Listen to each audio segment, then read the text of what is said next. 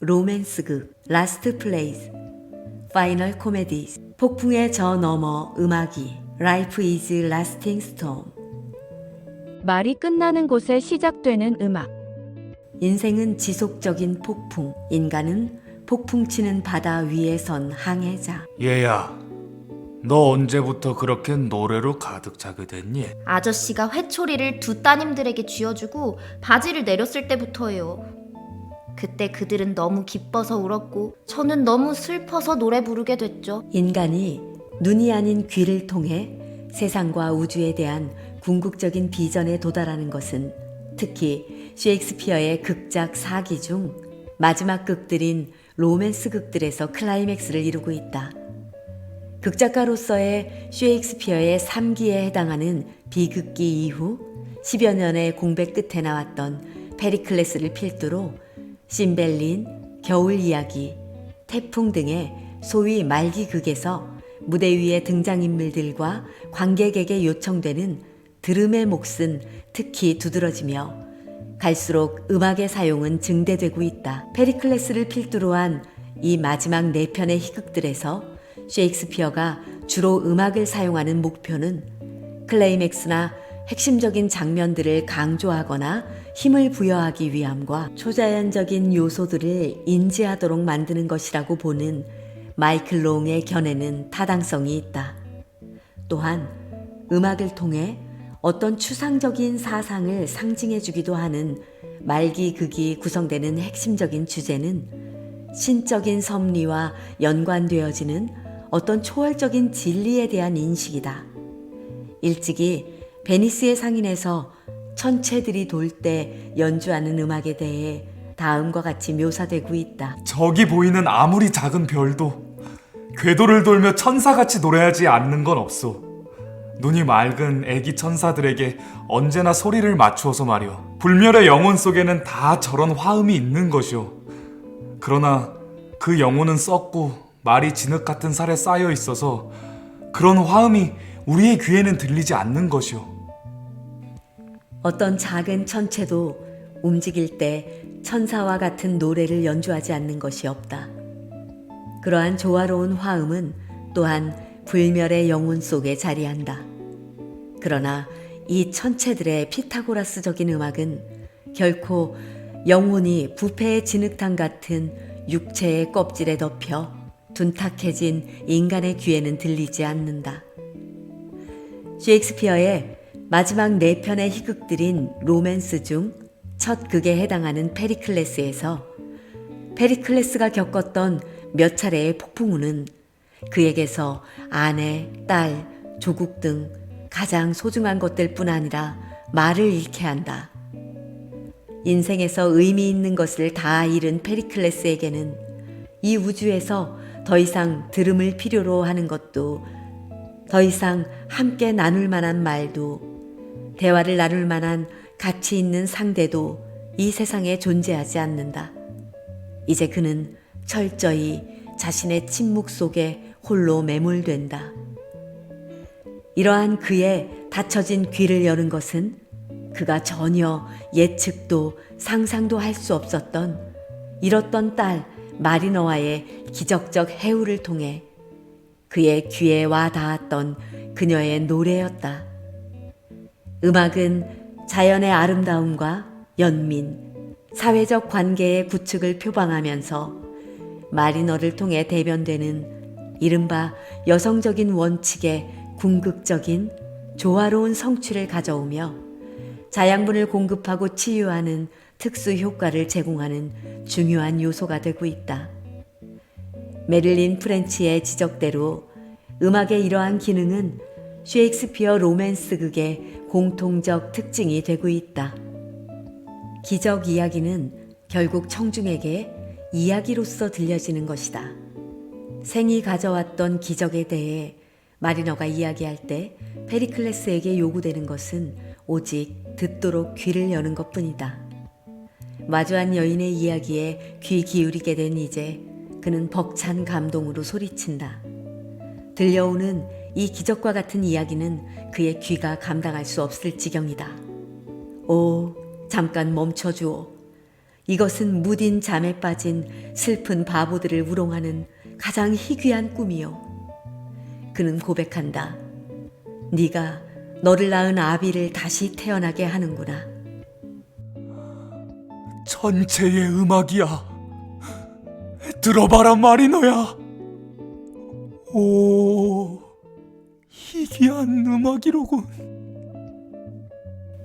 진정한 진실의 소리를 들을 수 있도록 귀가 열린 지금 그는 천상의 음악을 들을 수 있게 된다.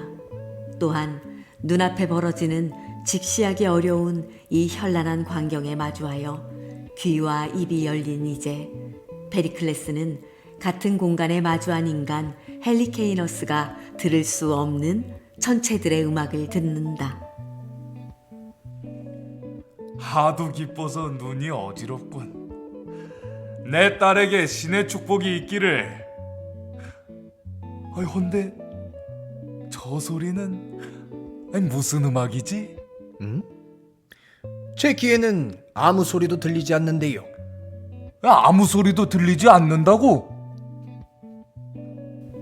페리클레스가 천체의 음악을 들을 수 있는 이 시점이야말로 이 극의 클라이맥스다. 그것은 동시에 알레고리상의 클라이맥스이기도 하다. 또한 그것은 페리클레스가 한평생 거쳐온 그의 철로 역정이 끝나는 곳이기도 하다. 그의 여정의 끝에 이제 그는 천상의 도시를 본다. 이 성취는 천체들의 음악으로 상징되며 그의 눈이 볼 수 있는 마지막 결정적인 성취는 이 음악을 들을 수 있는 그의 귀를 통해서 이루어지고 있다. 심벨린에 등장하는 음악은 상당한 변화를 보여주는 동시에 초기 희극들에서 사용된 음악적, 극적 기교들을 상기시키고 있다. 초기 희극들에서 사용된 음악적 기교들을 반복하는 점에서 과거로의 복귀를 보여준다고 볼 수 있는 한편 멜로드라마적인 어조와 더불어 특정한 에피소드에 페이소스를 첨예화하기도 한다. 2막 2장에서 이모겐의 방문 앞에 클로턴이 깔아놓는 오바드는 베로나의 두 신사에서 부적절한 연인으로서의 트루리오를 성격 지우는 실비아의 창 아래서 그가 부르는 노래 누가 실비아를 연상시킨다. 셰익스피어가 창출한 이 빼어난 노래의 아름다움은 이 음악을 소개하는 음란한 말장난과 음악을 도입하는 그의 목적을 드러내는 클로턴의 말들과 대비를 이루며 이 대비는 또한 클로턴의 야수성과 이모젠의 순수성과의 극적인 대조를 직접적인 서술보다 훨씬 더욱 첨예화한다. 벌써 날이 샜나 보군. 예, 날이 샜습니다. 악사들이 왜 이렇게 늦어지는가? 빨리 좀 와주었으면 좋겠어. 공주에게 아침 음악을 들려주는 게 좋을 거라고 하더군. 틀림없이 효과가 있을 거라는 거야. 악사들 등장. 음악을 해다오. 자네들이 손가락의 작용으로 공주를 움직일 수 있다면 되는 거야. 혓바닥도 써보자고. 그래도 소용이 없다면 집어치우는 거지. 하지만 나는 절대로 포기하지 않을 테야. 먼저 아주 멋들어진 걸 해다오. 그리고 나서 훌륭한 가사를 붙여서 아주 신나는 곡을 연주하는 거야. 그리고 공주의 반응에 맡기자고. 정달새는 하늘의 문간에서 노래하고 피버스는 솟아오르네. 태양의 신의 망아지들은 술잔 모양의 꽃잎 안에 맺힌 이슬로 목을 축이기 시작하네. 졸리운 금전하는 황금빛 눈을 뜨기 시작하네. 아름다운 것이 뜻대로 되는 공주님. 자, 이제 일어나세요, 공주님. 일어나십시오. 이제 됐어. 자, 돌아가라고. 이제 효과가 있다면 자네들의 음악을 좀 더 높이 평가해 주지. 그렇지 못한다면 공주의 귓구멍에 고장이 있는 거지. 글쎄, 말총이니 송아지 창자니 고자의 목소리까지 동원해서도 효과가 없는 셈이 되니 말이야. 음악으로 공격해봐도 전혀 반응이 없구나. 심벨리는 음악 자체가 지니는 내재적이고도 상징적인 힘들에 평온하면서도 더욱 심오한 사용을 통해 또한 초기 희극들의 음악 사용법에서 뚜렷하게 두드러지던 숭고함과 빼어남이 강화되도록 해주는 새로운 기교를 창출함으로써 한낱 영리한 무대 기법 이상을 넘어서는 음악의 역량을 강조해주고 있다. 이 극의 대단원은 페리클레스에서처럼 제신들은 궁극적으로 자비로움을 보여준다. 포스추머스는 이모젠과 재회하고 심벨리는 잃어버렸던 그의 두 왕자들을 찾고 벨라리우스와 이아치모는 용서되고 사악한 왕비는 죽음을 맞이한다. 극이 평화와 보편적인 사랑 속에서 끝날 때 괴로움에 끄달리는 차 안의 세계의 필멸의 존재들인 인간들에게 신비로운 평온을 가져오는 소용돌이 저편으로부터의 음성의 동반자로서 음악이 울려 퍼진다. 겨울 이야기에서 한편의 로맨스로서의 이 극의 절정이 되고 있는 장면은 오막 3장에서 16년 동안 죽은 줄로 여겨왔던 허마이오니를 기념하기 위해 조각된 그녀의 조각이 깨어나며 생명을 입고 살아나는 장면이다. 악사들이여, 상을 깨우시오. 연주를 시작하세요. 음악. 시간이 됐어요. 내려오십시오. 인제는 돌이 아닙니다. 이리 오세요. 여기 계신 분들을 죄다 놀라게 해주십시오. 자, 오세요.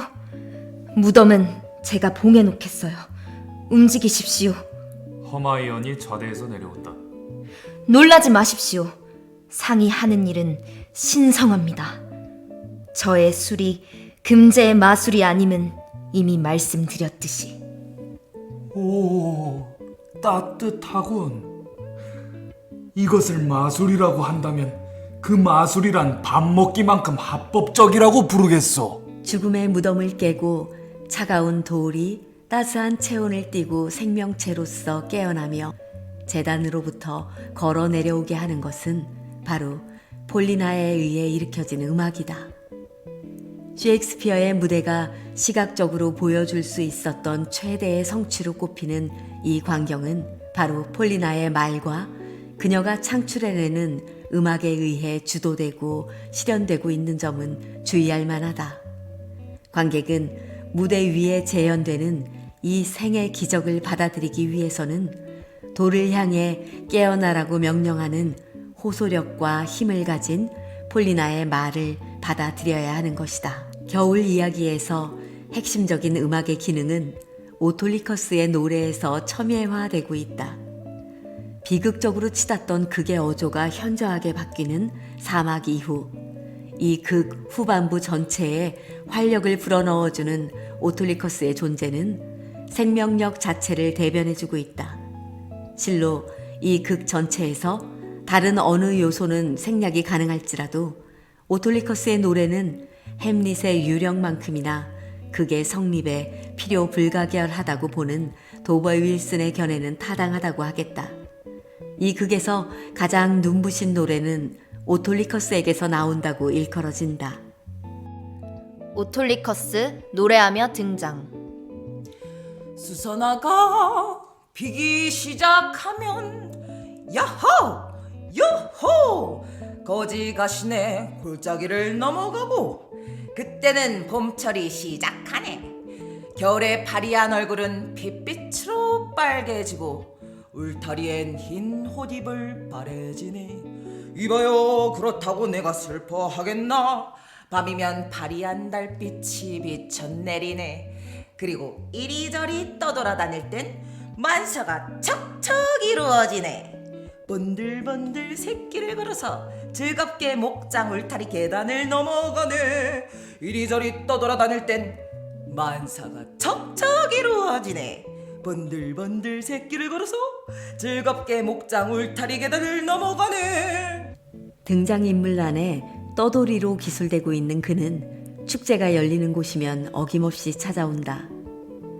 그는 신명나게 노래 부르며 등장해 노래 부르며 장사를 하는데 그는 마치 뱃속에 노래를 넣고나 있는 듯이 노래를 뱉어내고 있어서 그의 노랫가락에는 귀가 돋쳐 있는 것 같고 남자용 여자용 모두에게 꼭 맞는 노래를 갖가지 가지고 있는데 어찌나 꼭 맞던지 어떤 자파상도 손님에게 꼭 맞는 장갑을 그렇게 구비해 놓지는 못할 거라는 경탄에 우리는 동의할 수밖에 없다. 젊은 색시들용의 둘도 없이 아름다운 연애 노래도 구비돼 있는데 보기 드물게 음란한 내용이 적은 사랑 노래였지만 노래의 후렴을 남근이라던가 그 여자를 집어 던져라, 그 여자를 때려 갈겨라 따위에 화끈하고 즐거운 가사들로 채워 흥을 북돋워준다. 한 인물로서 오톨리커스가 누려온 전통은 주목할 만하다. 호메로스는 첫째로 그를 도둑이라고 칭한다. 오비디에서는 사기꾼, 협작꾼의 전형으로 기술하면서 그리스 신화의 12 올림푸스 신들 중에서 상업, 교역, 시장의 신인 동시에 도둑들의 수호신인 헤르메스 신의 아들로 제시한다. 셰익스피어는 어떻게 그를 제시하고 있을까? 겨울 이야기에서 셰익스피어는 떠돌이 건달 오톨리커스가 도둑이면서 음유 시인이 되는 전통을 시작한다. 해롤드 블룸은 그의 책 셰익스피어 인간 만들기에서 오톨리커스를 이렇게 요약한다. 그는 모든 사내들로 하여금 사랑하는 여자를 위해 안 사주고는 못 베기게 만든다. 그는 그렇게 축제판에 모여든 모든 남녀들의 지갑을 털어내는 데 성공할 뿐만 아니라 진기한 물건들 구경에 넋이 빠진 자들의 지갑을 아예 통째로 슬쩍 먹어치우는 데도 능란하다. 그는 요즘 한창 뜨는 이야기라는 설명을 덧붙여 허황된 터무니없는 가사의 발라드 노래집도 불티나게 판매하는 데 성공한다. 오톨리커스를 이렇게 요약할 수 있음은 실로 놀랍도록 심원하고 예리한 해롤드 블룸의 통찰력에 기인한다고 하겠다. 사실 세상엔 사기꾼들이 있죠. 그러니 조심을 해야 합니다. 오호, 뭐 걱정 마라. 여기선 아무것도 잃어버릴 염려가 없으니까. 아이, 그랬으면 좋겠어요. 난 워낙 값나가는 물건들을 가지고 있어 놔서요. 에헷, 어떤 걸 가지고 있나? 노래는? 난 노래 좀 사줘요. 난 단연 악보로 인쇄된 노래가 좋아요. 그걸 하면 틀림없이 내용이 참말일 테니까요. 아, 여기 정말 슬픈 곡조가 하나 있습니다. 고리대금쟁이 마누라가 단번에 돈자루를 20개나 낳고 나서 독사대가리와 두꺼비를 다져가지고 다려먹고 싶어 했다는 가사입니다. 어머머? 정말이라고 생각하셔요? 아니, 정말이고 말고요. 겨우 달보전의 일입니다. 어머머머머? 고리대금쟁이한테는 시집가지 말아야겠군. 아, 그때의 산파 이름까지 알려져 있습니다. 소문쟁이 마님이라는 이름이라나요? 아, 그뿐 아니라 대여섯 명의 정직한 아낙네들도 그 자리에 있었답니다. 아, 왜 내가 거짓 얘기를 팔고 다니겠어요? 네, 이걸로 사주세요. 에헷, 그럼 그걸 따로 빼놔줘. 다른 노래도 좀 더 구경해봐야겠어. 다른 것도 사겠어. 아이, 물고기 노래도 있죠. 이 물고기는 4월 80번째 날 수요일에 해면에서 4마일 길이나 깊은 곳에서 이 노래를 불렀던 것이죠. 그 물고기가 원래는 사람의 딸이었던 모양인데 자기를 사랑해준 남자와 살을 섞기를 마다한 탓으로 차디찬 물고기가 되고 말았다는 거죠. 이 노래는 참으로 불쌍하고도 진실한 얘기입니다. 어머머머머? 이것도 참말이라고 생각하세요? 아, 이 일에 판사가 5명이나 서명을 했고 증인은 이 상자 속에 다 들어가지도 못할 만큼이나 있어요. 하! 그것도 따로 빼놔줘. 또 다른 건? 이거 정말 즐거운 노래인데, 아이, 정말 귀여운 것이죠. 즐거운 것도 좀 사주세요. 아, 글쎄, 이건 굉장히 즐거운 노래인데 두 처녀가 한 남자에게 구애한다는 노래 가사입니다. 서부 지방에서는 처녀치고 이 노래를 부르지 않는 처녀는 거의 없어요. 이 정말이지 이 노래는 주문이 많습니다. 우리도 부를 수 있어요. 행사인 양반, 당신이 남자 역을 맡아주면 우리도 불러볼게요.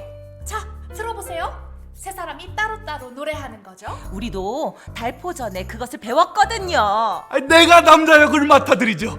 이건 내 장사 속이니까요. 그럼 시작합니다. 노래 시작. 도둑이요 사기꾼인데 그의 사기에는 전혀 폭력성이 없다. 언제 어디서나 엔돌핀을 선사하는 그를 미워하는 사람은 없다. 그 자신 죄의식으로 어두워지거나 우울에 잠겨 괴로워하는 법이 없다. 로망스라는 용어를 처음으로 셰익스피어의 마지막 극들에 적용한 비평가는 19세기 아일랜드 비평가인 에드워드 도우든인데, 우리가 오톨리커스의 관점을 채택한다면 우리는 가히 겨울 이야기를 한편의 낭만 희극으로 볼 수 있을 것이다. 이렇게 오톨리커스는 이 극에 특별한 폭을 제공하므로 레온티즈나 퍼디타만큼 이 극의 핵심적 인물이 되고 있다.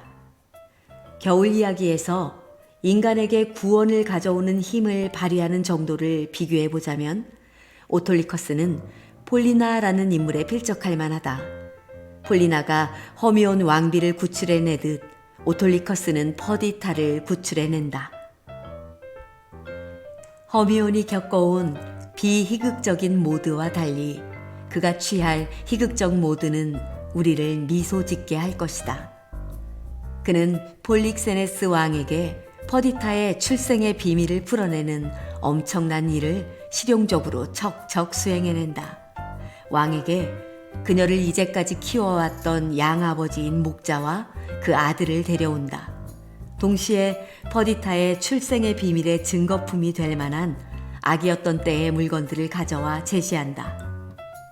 이 극의 대단원에서 청중들은 앞으로 오톨리커스가 정직하라는 지시를 지켜내는 조건으로 리젤 왕자의 수행원으로 지내게 될 것이라는 소식이 좀 슬퍼지지만, 일찍이 존슨이 간파했듯 그는 기질상 그 노릇을 지그시 수행해내기가 힘들어 얼마 못 가 달아날 것이다. 그리고는 햇볕에 널린 흰 시트를 훔치며 터무니없이 황당하고 야한 내용을 담은 발라드 노래집으로 사람들을 후려내며 살아가길 계속할 것이다. 오톨리커스는 돈을 세는 속도보다 더 빨리 갖가지 곡조를 붙일 수 있다.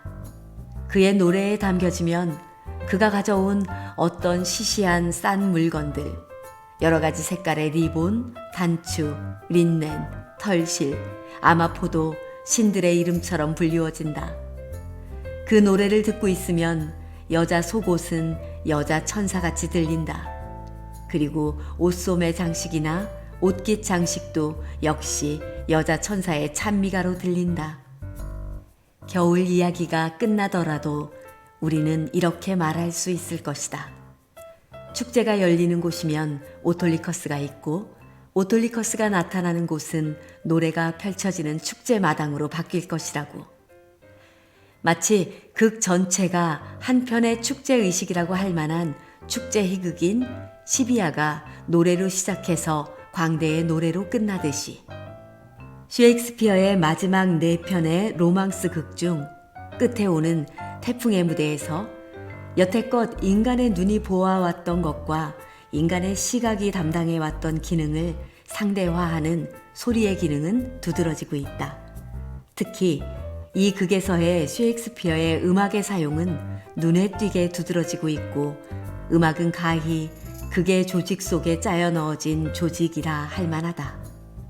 1막 1장은 바다에 떠있는 하나의 배로 설정되는 무대에서 천둥과 번개가 강타하는 폭풍우와 같은 뇌성 속에서 시작한다.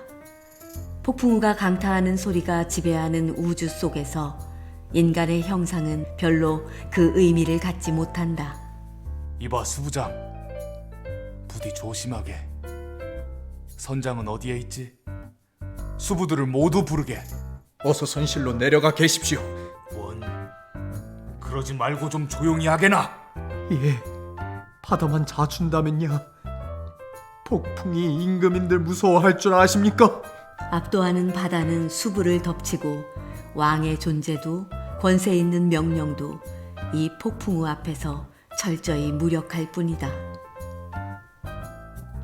흠뻑 젖은 선원들 등장. 이젠 글렀어. 기도나 드리자고. 기도나. 이제 인간에게 요구되는 것은 어떠한 자기 주장의 외침도 허무화하는 저 바깥으로부터 불어닥치는 폭풍 후에 자신을 맡기는 자기 소리의 포기이다. 이 장에서 프로스페로는 딸 미란다에게 이제까지 그녀가 모르고 있었던 자신의 과거와 현재의 자신의 정체에 대해 이야기를 들어야 할 때가 왔다고 말한다. 이야기에 앞서 프로스페로는 먼저 마법사의 옷을 벗는다. 섬의 한 지점 동굴 앞, 프로스페로는 망토를 벗어 곁에 놓는다. 마술이여, 거기 좀 쉬어 있거라. 자, 앉아라. 더 알아둘 얘기가 있다. 이제는 때가 왔어. 지금의 이 시각이 내게 명하여 귀를 열라고 하니, 자, 주의 깊게 잘 들어보려무나. 지금은 귀를 열 때이고 들을 때이다. 프로스페로는 자신이 통치하던 과거의 공국과 정치에 대해서, 또 자신이 탐닉했던 인문학의 기술들과 비밀의 학문들에 빠져들었던 것에 대해서, 또 이 틈새를 공격해 들어왔던 반역자 삼촌의 찬탈에 대해서 이야기를 하는 도중 재차 묻는다. 듣고 있느냐?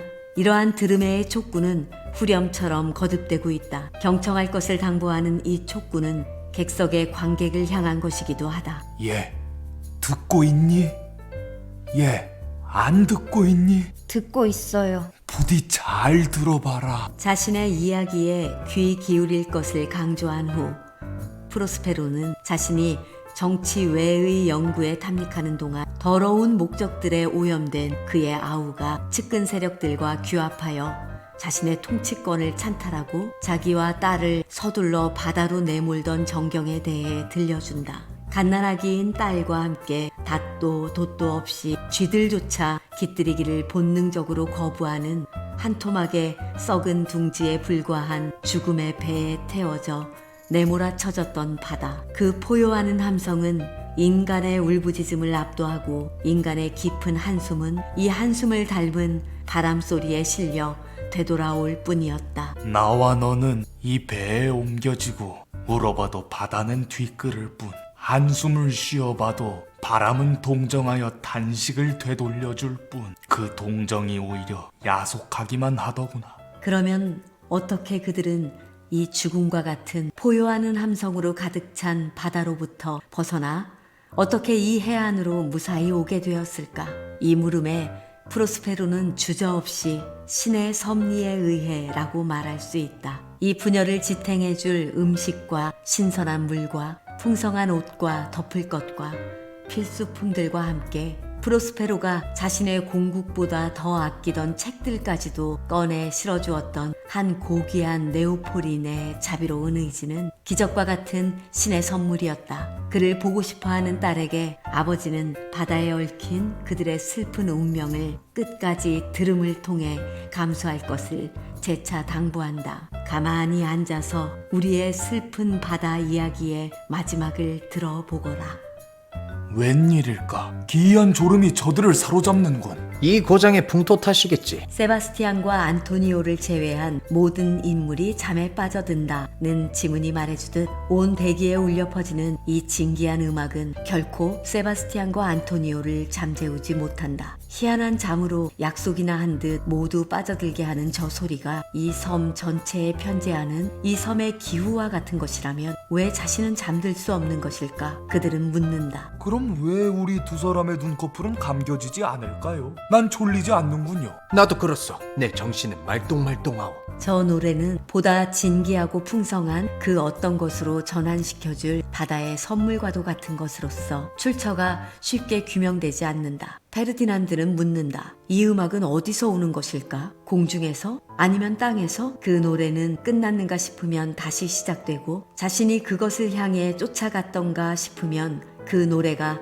자신을 끌어당겼다. 이 감미로운 가락은 격정과 마음 끓이는 염려를 달래기에 족하다. 음악이 바다로부터 살그머니 들려와선 그 감미로운 곡조를 가지고 바다의 분노와 고민을 양쪽 다 달래주었지. 그래서 그 음악을 따라서, 아니, 음악한테 끌려서 여기까지 왔는데 그만 그쳐버리는구나. 아니, 또 들려오는군. 에이리얼의 노래로서 오는 이 소리는 염려에 찬 현재의 나의 소리들을 상대화하며 위로부터 울려오는 소리이기도 하다. 이건 인간의 힘이 아니며 저 음악도 지상의 음악은 아니다. 이젠 위에서 들려오는구나. 인간을 갈망과 염려로부터 잠재우는 이 노래는 잠이 든 사이 무방비한 인간에게 다가오는 위험으로부터 그를 구출하기 위해 잠에서 깨어내기도 한다. 우리 주인님은 술을 통해서 친구인 당신의 위험을 미리 아시고 당신을 살리도록 나를 보내신 거예요. 가만 놔두면 우리 주인님의 계획은 실패하고 말 것이니까요. 곤잘로의 귀에 노래한다.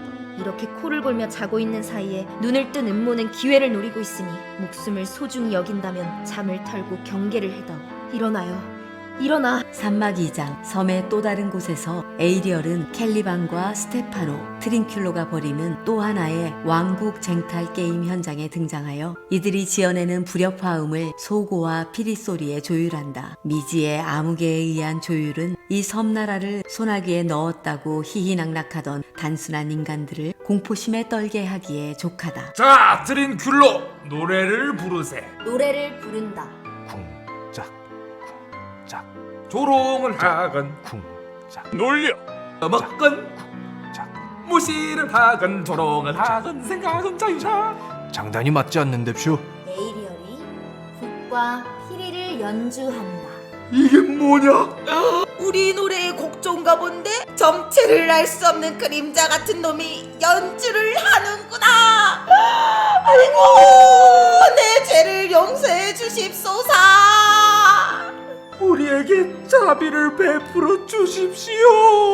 이 섬의 원주민인 캘리반은 이들을 향해 말한다. 그래, 무섭습니까? 무서워하실 것 없습니다. 이 섬엔 항상 무슨 좋은 음악 소리가 나는데쇼. 재미있을 뿐 아무 해는 없습죠. 어떤 땐 수많은 악기들의 감미로운 음악이 제 귀 언저리에 울리는가 하면 어떤 땐 긴 잠에서 깨어났는데도 다시 또 잠을 청하는 노래소리가 들립죠. 그러다가 꿈을 꾸면 구름들이 열리고 보물들이 금방 머리 위에 떨어질성 싶다가 잠을 깨는데쇼. 다시 한번 꿈을 꾸고 싶다고 소리치곤 했습죠. 그림은 섬에서 들려오는 온갖 음악 소리를 경청하는 캘리번의 모습이다. 이 섬에 가득 찬 소리와 감미로운 가락들은 기쁨을 줄 뿐 해치지 않는다. 때로는 쨍그랑대는 1000개의 악기 소리가, 때로는 수많은 음성들이 긴 잠으로부터 깨어내기도 하고 다시 잠들게도 한다. 꿈을 꾸면 꿈속에서 구름들이 열려 그 사이로 금방 나에게 쏟아져 내릴 것 같은 풍요의 모습들이 보이는 순간 잠이 깨면 다시 꿈꾸기를 소리쳐 외치는 캘리번을 재우는 이 섬. 음악을 거저 누릴 수 있는 이곳이야말로 멋진 왕국인 것이다. 태풍의 마지막 오막 첫 장에서 프로스페로는 폭풍을 일으키고